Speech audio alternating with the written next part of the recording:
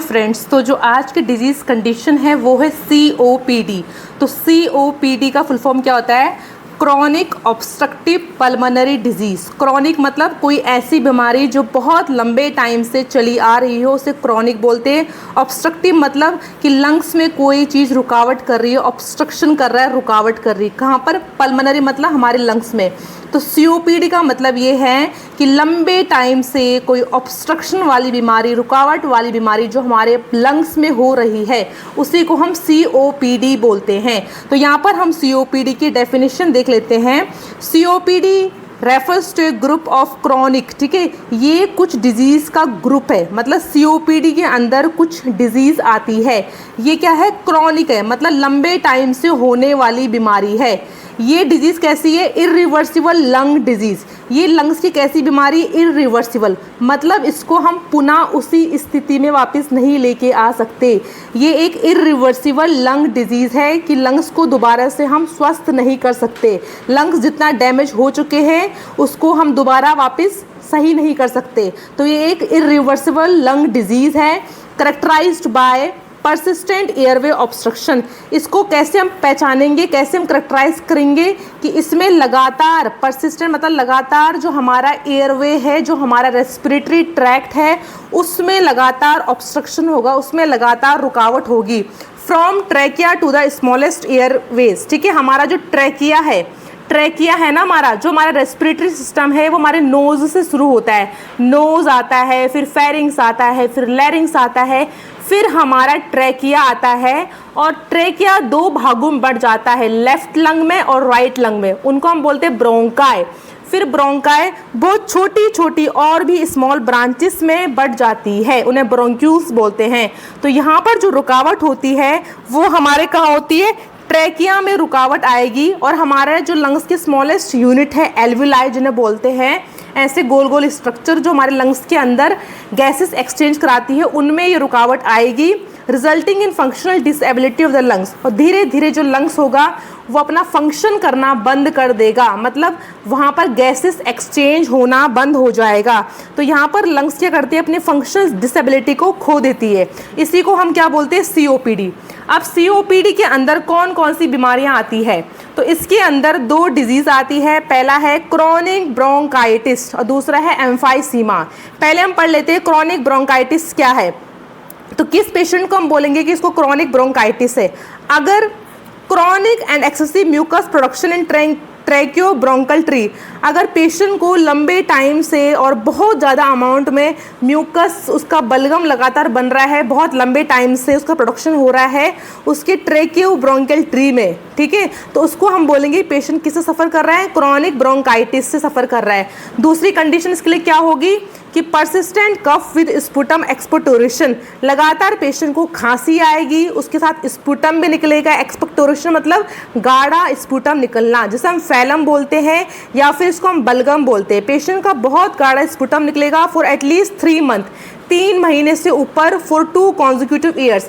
अगर पेशेंट का 3 महीने से ऊपर जो पेशेंट खांसी कर रहा है, उसमें बलगम आ रहा है और वो बलगम लगातार 2 साल तक आ रहा है, 3 महीने से ऊपर लगातार 2 साल से आ रहा है, तो पेशेंट को क्या है? क्रॉनिक ब्रोंकाइटिस है। दूसरी कंडीशन क्या है COPD की? दूसरी डिजीज क्या इसके अंदर आती है? एम्फाइसीमा। एम्फाइसीमा क्या होता है? Permanent dilation of air space from respiratory tract to air space, ठीक है। इसमें क्या हुआ है कि जो हमारे एल्विलाई होते हैं, जहाँ पर गैसेस एक्सचेंज होता है लंग्स में, उसमें जो छोटे छोटे एल्विलाई होते हैं, उसमें अगर डायलेशन हो गया, वो अपना शेप एंड साइज खो देंगे, वो फैल जाएंगे। डायलेशन मतलब फैल जाना। अगर रेस्पिरेटरी ट्रैक्ट और जो एयर स्पेस है, मतलब जो एल्विलाई है, अगर वो पूरी तरह से फैल जाएंगे तो उसको एम्फाइसीमा बोलेंगे।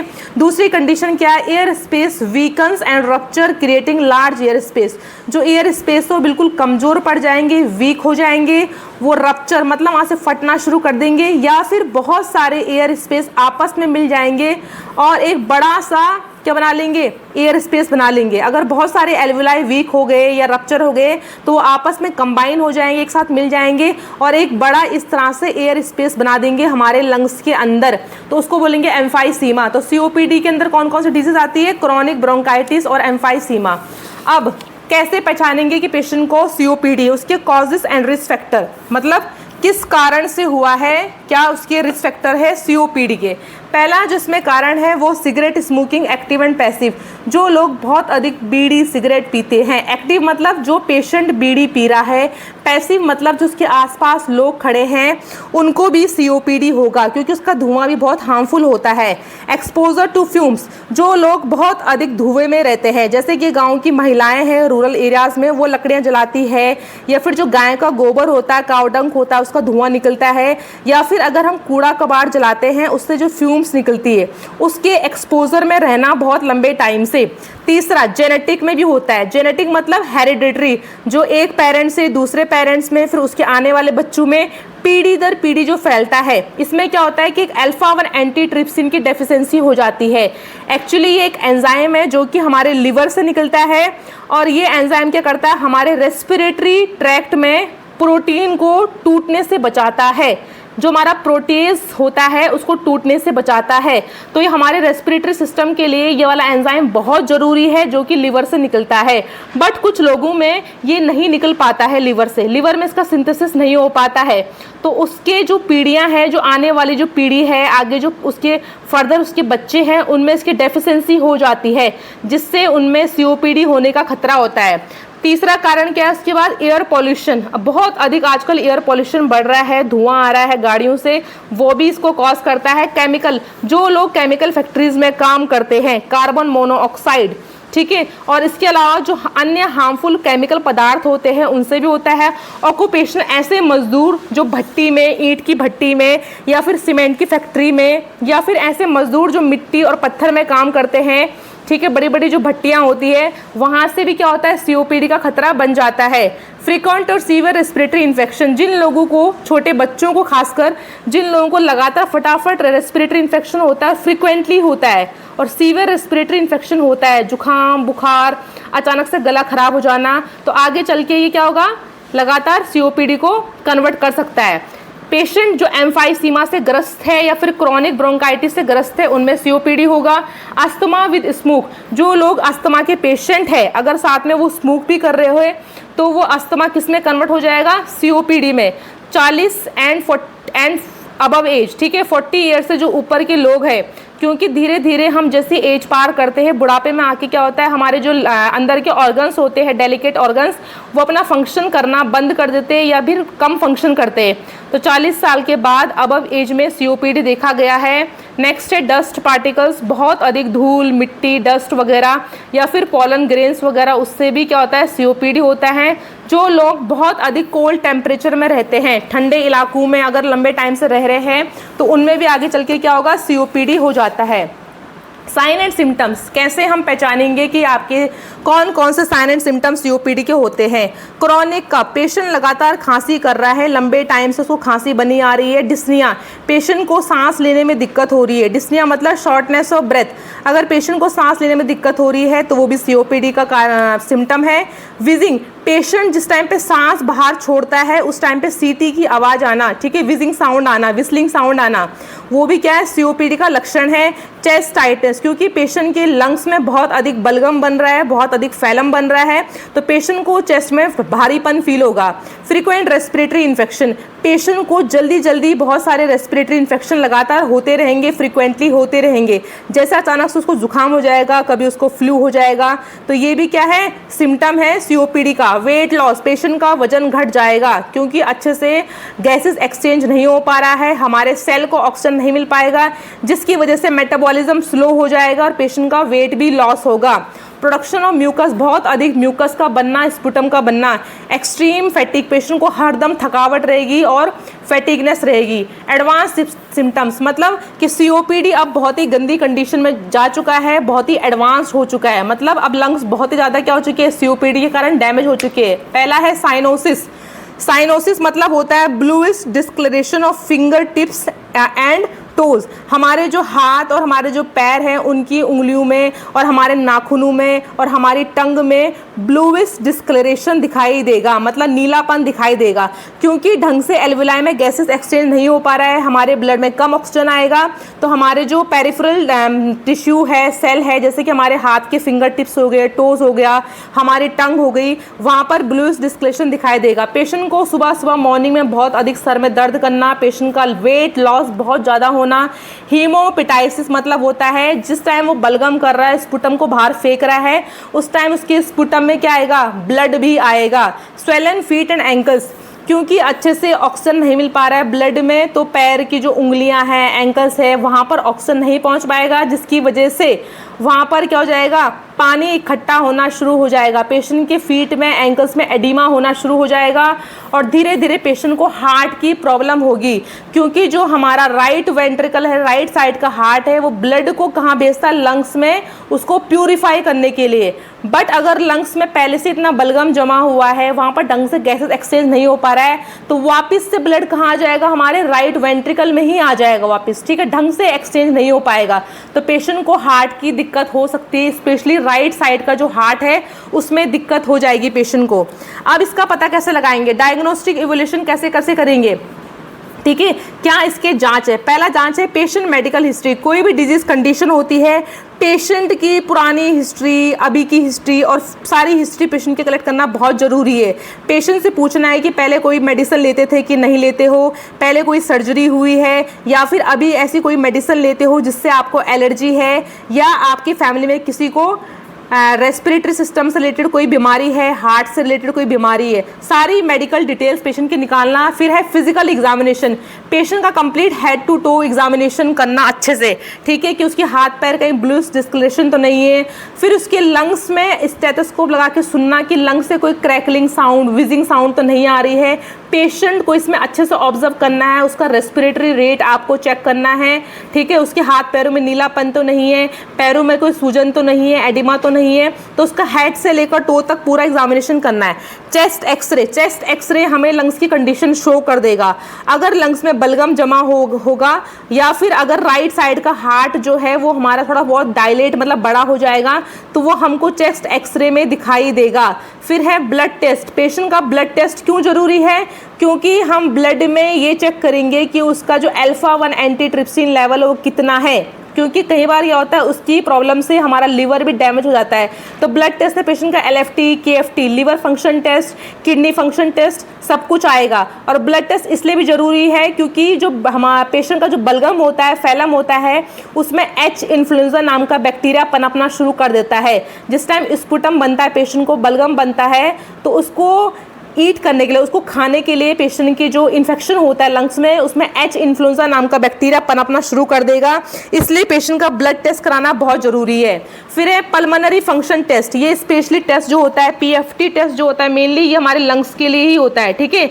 इसमें 3 तरह के टेस्ट आते हैं। स्पायरोमीटर टेस्ट, मतलब पेशेंट को हम बोलेंगे इसमें फूंक मारो, ठीक है, कितना पेशेंट उसमें एक्सेल कर पा रहा है, कितना वो इनहेल कर पा रहा है, ठीक है, कितनी सांस अंदर भर पा रहा है, कितनी नहीं भर पा रहा है, कितना वो बाहर सांस निकाल पा रहा है, वो सारा हम स्पायरोमीटर टेस्ट से जांच लेंगे। डिफ्यूजन कैपेसिटी टेस्ट, इसमें क्या होता है कि लंग्स के अंदर जो carbon dioxide, CO2 and oxygen की जो एक्सचेंज हो रहा है, वो हमको पता लग जाएगा कि एल्वुलाई में ढंग से गैसेस एक्सचेंज हो पा रहा है या फिर नहीं हो पा रहा है। लंग्स का कितना वॉल्यूम है, मतलब कितने अमाउंट में जो लंग्स है वो एयर को अंदर रख पा रही है, ठीक है, उसका वॉल्यूम कितना है। फिर हम इससे पेशेंट का ABG कराएंगे। ABG मतलब होता है आर्टीरियल ब्लड गैस एनालिसिस, ठीक है, उसका जो ABG टेस्ट है जिसको हम रेडियल आर्टरी से करते हैं या फिमोरल आर्टरी से करते हैं, उसमें पता लगाने के लिए कि पेशेंट का ऑक्सीजन सैचुरेशन क्या है, ठीक है, ब्लड में कितना ऑक्सीजन है, कितना CO2 है, कितना बाइकार्बोनेट है, उसका pH लेवल क्या है। तो यहाँ पर हमको CO2 की मात्रा, ऑक्सीजन की मात्रा पता लग जाएगी। तो आर्टीरियल ब्लड गैस टेस्ट कराना जरूरी है, ABG। नेक्स्ट है स्पुटम कल्चर। स्पुटम कल्चर इसलिए जरूरी है, इसमें देखने के लिए कि कौन सा बैक्टीरिया उसमें पनप रहा है, कहीं पेशेंट के लंग्स में कोई इन्फेक्शन तो नहीं हो गया है, ठीक है, तो स्पुटम कल्चर जरूरी है बैक्टीरिया, माइक्रो ऑर्गेनिजम्स की जांच के लिए। फिर है पल्स ऑक्सीमीटर। पल्स ऑक्सीमीटर छोटा सा एक नॉन इन्वेसिव डिवाइस होता है जिसको हम पेशेंट के फिंगर में पहनाते हैं, उससे पेशेंट का हमें ऑक्सीजन लेवल पता लग जाता है। पल्स ऑक्सीमीटर से आप पेशेंट का पल्स रेट, उसका सैचुरेशन ऑफ ऑक्सीजन देख सकते हो। फिर अल्फा 1 एंटीट्रिप्सिन लेवल कि उसकी जो बॉडी है, ब्लड है, उसमें अल्फा 1 एंटीट्रिप्सिन कितना है, नॉर्मल लेवल पर है कि नहीं है, या उसकी डेफिशिएंसी हुई है कि नहीं हुई है, ये सारा हमको इसमें जांच करना है। अब जांच करने के बाद पेशेंट का मेडिकल मैनेजमेंट कराएंगे। कौन कौन सी दवाइयाँ पेशेंट को दी जाती है। पहला हम ट्रीट करेंगे फार्माकोलॉजिकल ट्रीटमेंट, मतलब दवाइयों से हम किस तरह से पेशेंट का ट्रीटमेंट करेंगे। दूसरा क्या है, नॉन फार्माकोलॉजिकल ट्रीटमेंट, बिना दवाइयों के किस तरह से ट्रीट करेंगे। पहली दवाई यहाँ पर देंगे फार्माकोलॉजिकल ट्रीटमेंट में ब्रोंको डायलेटर। ब्रोंको मतलब जो हमारे ब्रोंक्यूस होते हैं वो बिल्कुल सिकुड़ गए हैं, वो बिल्कुल कॉन्स्ट्रिक्ट हो गए, क्योंकि ब्रोंकाई में लगातार बलगम बन रहा है, फैलम बन रहा है, तो जो ब्रोंकाई है उनका जो नैरोनेस मतलब वो बहुत पतले हो चुके हैं, रास्ता बिल्कुल कम हो चुका है, तो ढंग से यहाँ से गैसेस एक्सचेंज नहीं हो पाएगा, अंदर ऑक्सीजन नहीं आ पाएगा, बाहर CO2 नहीं निकल पाएगा, क्योंकि यहाँ पर इन्फेक्शन भी हो रहा है, बलगम भी जम रहा है, और यहाँ पर इनका डिस्ट्रक्शन भी हो रहा है, किसका, ब्रोंकाई का। तो पेशेंट को ऐसी दवाइयाँ देंगे जो उसके ब्रोंक्यूज को खोल देगा, ब्रोंको डायलेटर देंगे, जैसे कि शॉर्ट एक्टिंग, मतलब ऐसी दवाइयाँ जो तुरंत ही अपना एक्शन दिखाती है। शॉर्ट एक्टिंग मतलब ये दवाइयाँ क्या करती है, तुरंत अपना एक्शन दिखाएगी, बट ये दवाइयाँ कम टाइम के लिए एक्शन दिखाएंगी, मतलब अचानक से वो रिएक्शन करती है, पेशेंट को आराम देती है, बट ये आराम बहुत ही कम टाइम के लिए होता है, 6 घंटे के लिए, तो उसको बोलते हैं शॉर्ट एक्टिंग ड्रग्स। इसका एग्जांपल है सालब्यूटामॉल। लॉन्ग एक्टिंग मतलब ये अपना असर धीरे धीरे दिखाएंगी, बट इनका असर 12 से लेकर 24 घंटे तक बना रहता है, जैसे कि सालमेट्रोल। दूसरी जो दवाई है वो है कॉर्टिकोस्टेरॉइड्स। कॉर्टिकोस्टेरॉइड्स क्या करते हैं, इन्फ्लामेशन को, जो सूजन आई है उसको कम करते हैं। कॉर्टिकोस्टेरॉइड स्पेशली अस्थमा पेशेंट में देते हैं, ठीक है। बट यहाँ पर अगर पेशेंट के जो ब्रोंकाई है, ब्रोंक्यूस, रेस्पिरेटरी ट्रैक्ट में कोई सूजन वगैरह आई है तो उसको भी ये कम कर देगा। इसके एग्जाम्पल है hydrocortisone and prednisone. Next antibiotic therapy इसलिए देंगे कि अगर कोई बैक्टीरिया वहाँ पनप रहा है, कोई माइक्रो ऑर्गेनिज्म वहाँ पनप रहा है, तो उसको मारने के लिए, स्पेशली H इन्फ्लुएंजा को। Example ampicillin.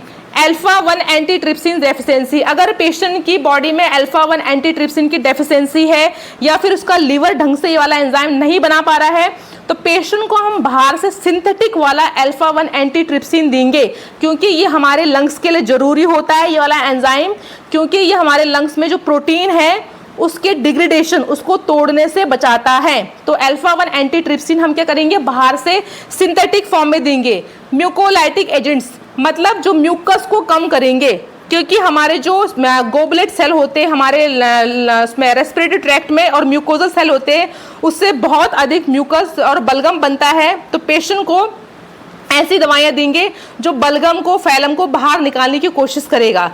फिर है वैक्सीनेशन, क्योंकि रेस्पिरेटरी ट्रैक्ट के पेशेंट को इन्फेक्शन भी होता है COPD के दौरान, तो पेशेंट को हम फ्लू और निमोनिया की पहले ही वैक्सीन लगा देंगे।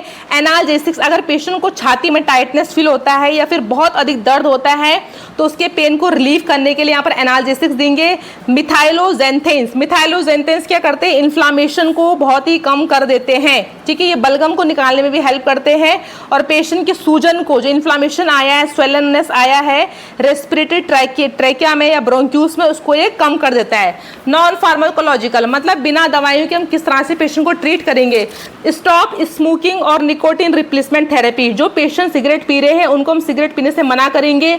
अगर पेशेंट की लत अचानक से नहीं छूटती है तो उसको निकोटिन रिप्लेसमेंट थेरेपी देंगे, मतलब धीरे धीरे उसकी स्मोकिंग बंद कराएंगे। पहले उसको हम, एक तरह की टैबलेट्स भी आती है जिसको पेशेंट चबाएगा, तो उससे क्या होता है, पेशेंट की स्मोकिंग की आदत छूट जाती है। फिर है नेबुलाइजेशन स्टिमुलेशन, अगर पेशेंट को बहुत ज़्यादा कंजेशन हो रहा है, बहुत ज़्यादा टाइटनेस फील हो रहा है, तो उसको हम स्टीम नेबुलाइजेशन या फिर मेडिसिन से भी उसको नेबुलाइजेशन दे सकते हैं घर पे। फिर है ऑक्सीजन थेरेपी, पेशेंट को अगर सांस में बहुत दिक्कत हो रही है तो पेशेंट को हम ऑक्सीजन थेरेपी, ऑक्सीजन मास्क लगा के या फिर ऑक्सीजन कैनुला लगा के उसको ऑक्सीजन थेरेपी दे सकते हैं। फिर है पल्मोनरी रिहेबिलिटेशन, ये एक तरह का प्रोग्राम है जिसमें हम पेशेंट को ना एक्सरसाइज कराते हैं लंग्स से रिलेटेड, मतलब उसको गहरी गहरी सांस लेने के लिए बोलते हैं, मेडिटेशन करने के लिए बोलते हैं। उसका हम चेस्ट फिजियोथेरेपिस्ट के अंदर करते हैं। उसको हम डाइट के बारे में बताएंगे कि कौन कौन सी डाइट आपको लेनी है, तो उसका कंप्लीट हम इसमें क्या करेंगे, पल्मोनरी रिहेबिलिटेशन कराएंगे। फिर है patient education like purse lip breathing and small frequent meal, meals. Patient को अगर सांस में बहुत दिक्कत हो रही तो उसको बोलेंगे अपनी लिप्स को प्रेस करते हुए सांस अंदर को खींचनी है और आराम से बाहर सांस छोड़नी है, ठीक है। लिप्स को दबाते हुए पर्स लिप ब्रीथिंग की उसको टेक्निक बताएंगे।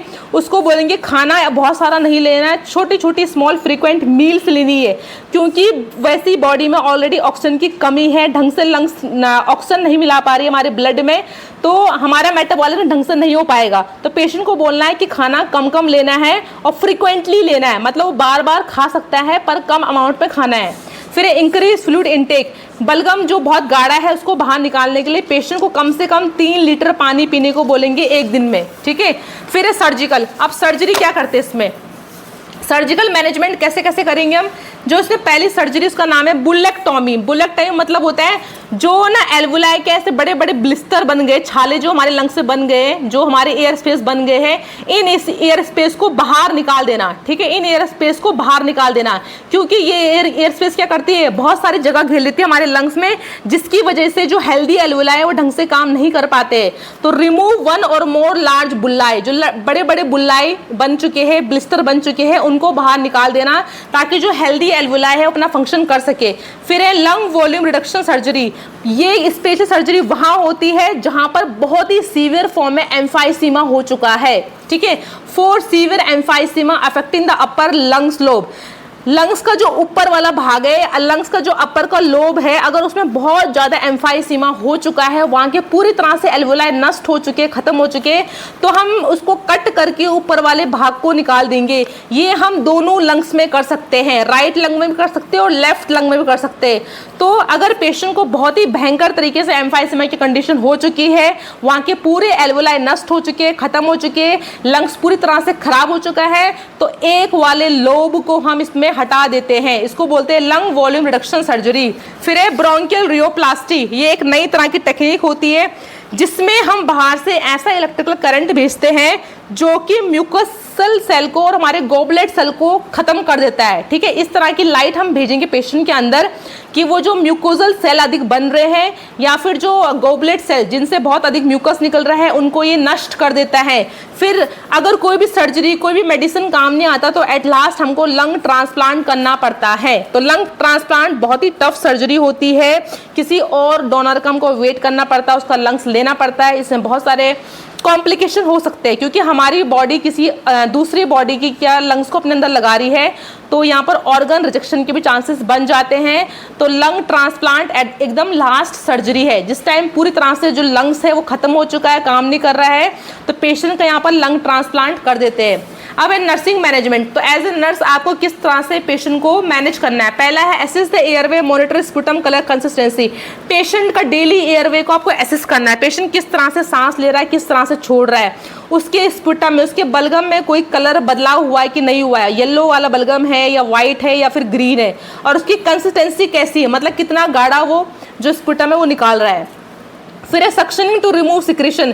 अगर पेशेंट को बहुत अधिक फैलम बन रहा है, बलगम बन रहा है, तो उसको सक्शनिंग के द्वारा निकाल देना, ठीक है। फिर इनकरेज ओरल फ्लूइड, पेशेंट को मैक्सिमम पानी के लिए बोलना है कि आपको 3 लीटर पानी कम से कम एक दिन में पीना है। Give coughing and deep breathing exercise, patient को कफिंग सिखाओ, उसको डीप ब्रीथिंग एक्सरसाइज की टेक्निक सिखानी है ताकि उसको सांस में कोई दिक्कत ना हो, किस तरह से खांसी को करना है वो भी सिखाना है इसमें। फिर है गिव स्मॉल फ्रीक्वेंट मील, पेशेंट को स्मॉल फ्रीक्वेंट मील्स देने हैं, खाना उसको कम कम खाने को बोलना है, एकदम से बहुत सारा खाना नहीं खाना है, फ्रीक्वेंटली खाना है। गिव हाई फॉवलर पोजीशन, अगर पेशेंट को सांस में बहुत दिक्कत हो रही है, उसकी सांस चढ़ रही है, तो पेशेंट को 45 डिग्री एंगल पे या 90 डिग्री एंगल पे उसकी बेड को हम वैसे ही प्लेस कर देंगे, उसको फॉवलर पोजीशन देना है, ठीक है, उसके कंफर्ट के हिसाब से। Assist the lung sound, patient की लंग साउंड से कोई आवाज़ तो नहीं आ रही है, मतलब वहाँ से खर खर की आवाज़ नहीं आ रही है, कोई विजिंग साउंड तो नहीं आ रही है, उसको देखना है। पेशेंट का डेली एबीजी करना है, अगर जो फिजिशियन है उसने ऑर्डर किया है कि पेशेंट का एबीजी होना है तो उसका एनालिसिस करना, उसको देखना। गिव फ्रिक्वेंट ओरल केयर, क्योंकि रेस्पिरेटरी सिस्टम में जब दिक्कत होती है, बहुत सारा बलगम बन रहा है, तो पेशेंट का जो ओरल हाइजीन है उसको रखना बहुत ज़रूरी है, क्योंकि वहाँ से बहुत गंदगी क्या आती है, बदबू आती है और पेशेंट के दांत भी खराब हो सकते हैं, उसको डेंटल प्रॉब्लम्स भी आ सकती है, तो पेशेंट को ओरल हाइजीन देना मॉर्निंग और इवनिंग में एटलीस्ट 2 टाइम। फिर है chest physiotherapy and education, patient को चेस्ट फिजियोथेरेपी देना है ताकि उसका जो टाइटनेस हो रहा है चेस्ट में बलगम की वजह से वो कम हो सके, और उसको एजुकेशन देना कि COPD क्या होता है, आप किस तरह से अपनी लाइफ स्टाइल को मॉडिफिकेशन कर सकते हो, आपको स्मोकिंग तो बिल्कुल भी नहीं करना है, पॉल्यूटेड एरिया में नहीं जाना है। इस तरह से आप पेशेंट को एजुकेशन दे सकते हो। Thank you.